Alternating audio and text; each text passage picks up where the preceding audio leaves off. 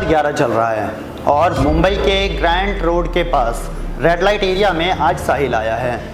साहिल जिसके सामने इस रेड लाइट एरिया में एक एक करके लड़कियों को पेश किया जाता है।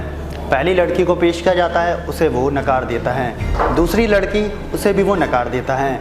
ऐसे करके कुछ 50 लड़कियां उसके सामने एक एक करके लाई जाती हैं, लेकिन कोई भी साहिल के मन को नहीं भाती है।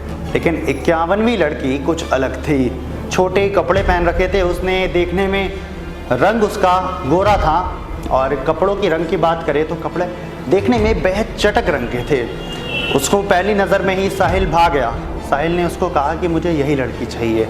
जब दोनों अंदर कमरे में गए, बातें शुरू हुई तो साहिल बहुत चक्का रह गया, क्योंकि वो साहिल की पत्नी थी। नाम उसका तान्या था। तान्या उसको देखकर फपक फपक कर रोने लगी। आखिर ये सब क्या चल रहा है, आज के एपिसोड में हम जानेंगे।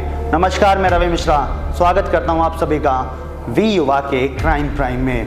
दरअसल ये सब शुरू होता है साल 2011 में ही, जब साहिल जो कि हमारा एक मुख्य किरदार है और तान्या जो कि उसकी वाइफ है, दोनों की शादी हुई थी। नई नई शादी हुई थी, बेंगलोर में रहते थे दोनों। लेकिन शादी के 3 महीने बाद ही मल्टीनेशनल कंपनी में काम करने वाले साहिल का प्रमोशन होता है और उसको बम्बई भेज दिया जाता है। साहिल शादी के 3 महीने बाद ही बम्बई चला आता है। उसकी वाइफ अभी भी बेंगलोर में थी। कुछ दिन बाद उसकी वाइफ साहिल को कॉल करती है और कहती है कि यो जी सुनते हैं, मुझे ना बम्बई घूमना है, आपके साथ गोलगप्पे खाने हैं, पानी पूरी खानी है और पूरे मुंबई का दर्शन करना है। अब साहिल इस पर कहते हैं हाँ ठीक है, बिल्कुल घूमेंगे, साथ में घूमेंगे फिरेंगे, फिर यहीं रहेंगे। तो साहिल उसके लिए टिकट कटवा के भेज देता है। अब तान्या वहाँ से ट्रेन में बैठती है और वहाँ से आने के लिए चल देती है। सारी कहानी जो है यहीं पे असली कहानी यहीं शुरू होती है। ट्रेन में जिस कंपार्टमेंट में वो बैठी थी तान्या, उसके सामने 2 हट्टे कट्टे नौजवान थे। उम्र यही कुछ 40 के आसपास रही होगी उनकी। तो जैसे सफ़र शुरू होता है वो दोनों कोशिश करते हैं कि तान्या से कुछ बात की जाए। कहते हैं बहन जी आप कहाँ जा रही हैं? तान्या कहती हैं मुंबई जा रही हूँ अपने पति के पास। कहते हैं अच्छा, हम भी वही जा रहे हैं, अब बताइएगा अगर कुछ दिक्कत परेशानी समस्या हो आपको। अब ऐसे करके कई बार जो है दोनों के बीच में बातें होती हैं। खाने के लिए पूछते हैं वो लोग तान्या से। तान्या मना कर देती है, नहीं नहीं हम लेकर आए हैं अपना बहुत जितना साजो सामान है, क्योंकि बेहद खुश थी तान्या। एकदम अच्छा खासा सफ़र बीत रहा था। कुछ 50 किलोमीटर रह रहे थे मुंबई पहुंचने में कि तभी तान्या अपनी पति को कॉल करती है कि अब तो बस हम आपके करीब आ ही गए हैं।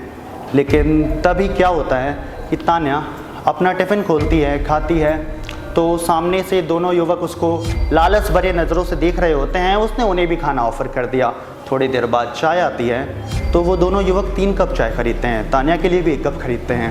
तान्या इस बार मना नहीं कर पाती, वो चाय पी लेती है और दुर्भाग्यवश उस चाय में नशीला पदार्थ मिला होता है। जिसके बाद तान्या को किडनैप कर लिया जाता है और वहाँ से उठा करके उसको ग्रैंड ट्रंक स्थित जो रेड लाइट एरिया है वहाँ पर पहुँचा दिया जाता है। उसे वहाँ पर करीब 35,000 रुपये में बेच दिया जाता है। तान्या को अब जो उसकी मालकिन थी वो मैनेज कर रही थी। उसको मारा पीटा जा रहा था, उसको ज़बरदस्ती कस्टमर्स के सामने भेजे जा रहे थे। लेकिन सौभाग्यवश जो तान्या का पहला कस्टमर आया वो बेहद अच्छा निकला। जब तान्या ने उसको अपनी सारी समस्या बताई तो उसने उसको समझा। उसने उसके पति को कॉल किया और उससे उसकी बात करवाई। तान्या के लिए वहाँ से निकलना बेहद मुश्किल था। उसके पति तक सारी बात पहुँच चुकी थी। उसका पति भी अब ये जान चुका था कि अगर मैं पुलिस लेकर गया तो उन लोगों को इस बात की पहली खबर पता चल जाएगी और वो कहीं ना कहीं तान्या को छुपा देंगे। वो अकेले वहाँ पर कस्टमर बनकर गया और शुरू में जो मैंने आपको वारदात और पूरी कहानी बताई वो वहीं से थी।